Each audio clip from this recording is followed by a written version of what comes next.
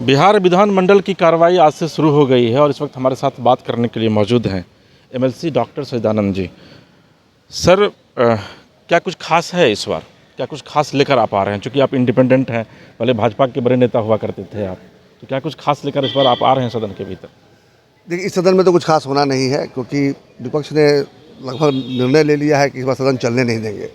तो सदन चलेगा नहीं तो फिर तो हम जैसे जो काम करना चाहते हैं वैसे लोगों के लिए तो कोई अवसर ही नहीं है। मैंने देखा है कि विपक्ष में चाहे आरजेडी रहे चाहे बीजेपी रहे, चरित्र एक जैसा ही रहता है। सदन की गरिमा और सदन के महत्व को कम करने में कोई पीछे नहीं रहता, और यही कारण है कि मैं बहुत अपेक्षा नहीं रख रहा हूँ इस बार के सत्र से। ऐसे भी छोटा है, 4 दिन का ही है। हमारे मुख्यमंत्री जी भी चाहते हैं कि जितना कम सदन चले उतना बढ़िया है, और वो भी जो चले वो ना चले तो और बढ़िया है, जवाब नहीं देना पड़ता है। तो सरकार भी खुश, विपक्ष भी खुश, दुखी तो सिर्फ जनता को ही होना है। तो ठीक है, झेल रहे हैं हम लोग। राय साहब, एक बड़ा सवाल है कि राय साहब का झुकाव किस तरफ है? अपनी पुरानी पार्टी की तरफ या फिर सरकार की तरफ? मेरे साथ में एक बड़ी समस्या है, मैं पीछे मुड़ कर नहीं देखता हूँ। तो जब पीछे मुड़ना ही नहीं है तो पुरानी पार्टी की बात भी नहीं सोचता हूँ। अगर गलत था तभी तो वहाँ से मैं अलग हुआ ना, और जो गलत था अलग हुआ तो फिर गलत को सही कैसे कर दूंगा? इसलिए वापस जाने का कोई प्रश्न ही नहीं उठता है। बिल्कुल हम नई विचारधारा के साथ में, जो विचारधारा अपनी है उस विचारधारा के अनुरूप एक नई व्यवस्था के साथ में हम आगे बढ़ेंगे, और उसी की तलाश में है जितनी जल्दी हो सके एक नई व्यवस्था के साथ में हम लोग आगे बढ़ेंगे। सच्चिदानंद जी कोई फ्रंट बनाएंगे क्या आने वाले दिनों में? बिल्कुल बिल्कुल नया फ्रंट बनाएंगे, और नए लोग, सही सोच और सामूहिक प्रयास के साथ में हम लोग आगे बढ़ने का प्रयास कर रहे हैं।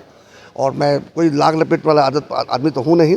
प्रशांत किशोर जी से मेरी वार्ता चल रही है, हालांकि अभी भी वो पार्टी बनाने के पक्ष में नहीं है, लेकिन मेरा मानना है कि अगर व्यवस्था परिवर्तन करना है तो पार्टी बनानी पड़ती है।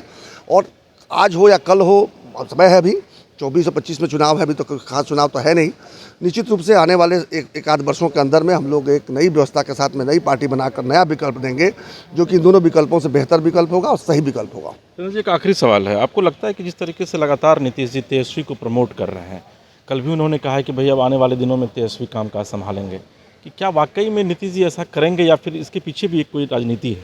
इससे देखिए एक ही चीज़ समझ में आता है कि नीतीश जी का लोकतंत्र में कोई विश्वास नहीं है। वो अभी भी समझ रहे हैं कि राजतंत्र है, जैसे वो पिछले 17-18 साल से जो चाहते हैं वो कर लेते हैं। आगे भी जिसको चाहेंगे उसको अपना उत्तराधिकारी घोषित कर देंगे और लोग स्वीकार कर देंगे। ये उनके मानसिक विकृति का प्रतीक है।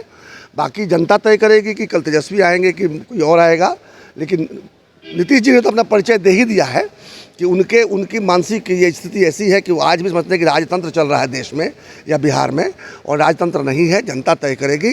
इसलिए वो उत्तराधिकारी घोषित ना करें, ऐसा कर तो रहे हैं। सही है। चलिए, सच्चिदानंद जी हैं, खुल करके अपनी बातों को रखते हैं और कहते हैं कि आने वाले दिनों में बिहार में जदयू, भाजपा और आरजेडी से इतर एक नया विकल्प देने की कोशिश जनता को करेंगे। पटना से अपने सहयोगी मणिभूषण के साथ इसके राजीव, समाचार प्लस।